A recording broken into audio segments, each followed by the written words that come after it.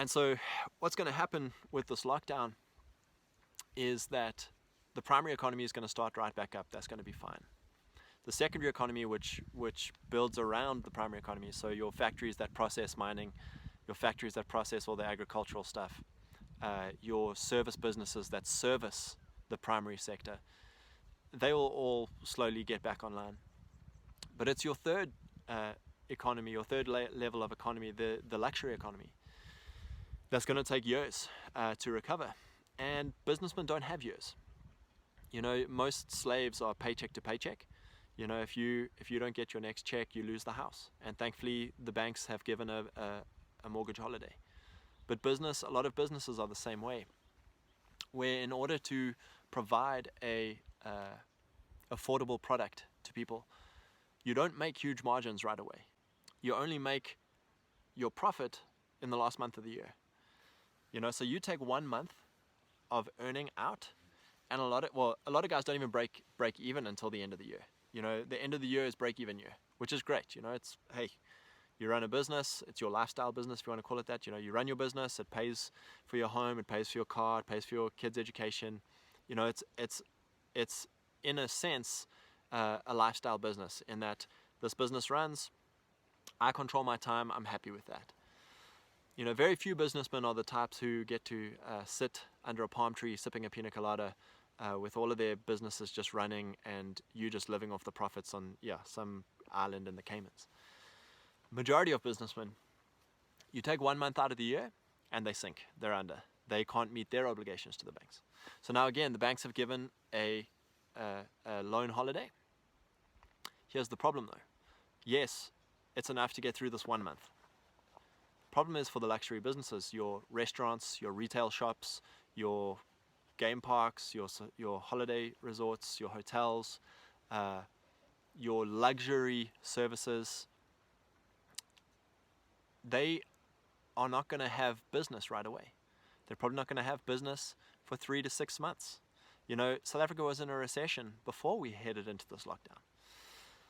And so what's going to happen is every month that a luxury tier business loses in income is 1 year that they have to dig themselves out of either bankruptcy or debt. And so what's going to happen is a lot of these significance economy businessmen who are in the luxury economy are going to leave for greener pastures. I would say that half of the employment in this country is in luxury businesses. You know, hotels, retail employ a huge section of this country. And so what's going to happen is that by them shutting down, by them leaving, by them going bankrupt, is that half of your slavery economy are going to get bumped down to survival economy, permanent survival economy. Second thing is that half of the government's tax base is going to fall away. Third thing is that the banks are going to have losses. So they're going to get bailed out, which means inflation, because you're going to be printing this money to bail out the banks. Another thing would be the poor are going to struggle because, you know, number one, the 1 or 2 guys who were providing for the family are now themselves in survival. The businessmen who are donating to charities to look after people are gone. The big thing here going forward is, how do you kickstart an economy after you've shut it down? You know, Keynesians would say, just get those money printers, make them go brrr, and print that money out. Problem with that is we have nothing to back that money with, so inflation goes through the roof and we literally do become Zimbabwean economy.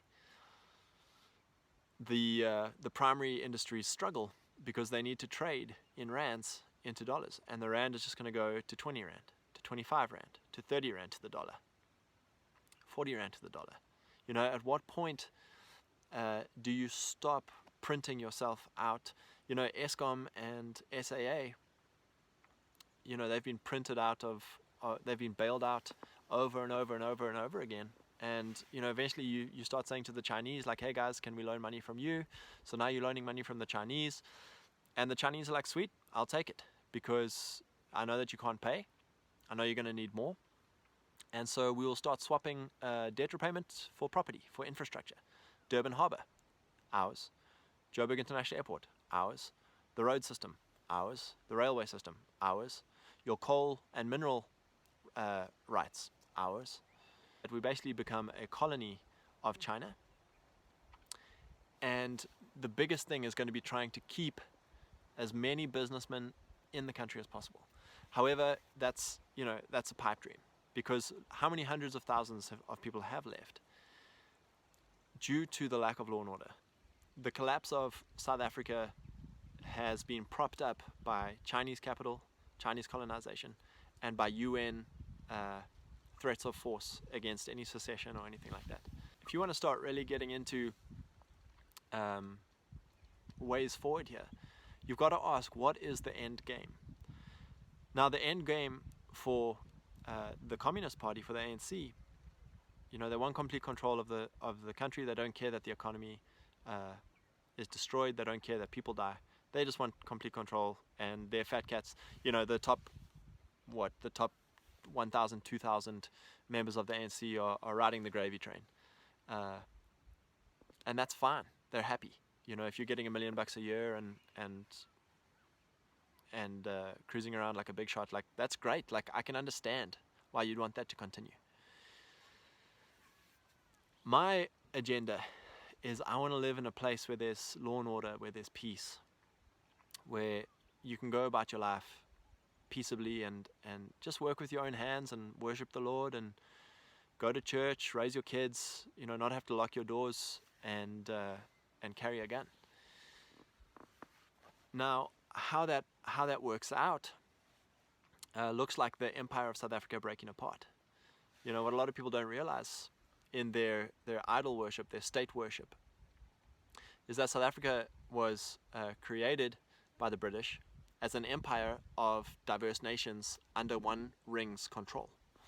So you have the Boer republics, you had the Zulu kingdom, you had the Xhosas, you had the Vendas, you had the Lesotho kingdom, the Swazis, and then you obviously had the British. So there's probably around 15 to 20 different cultures, different nations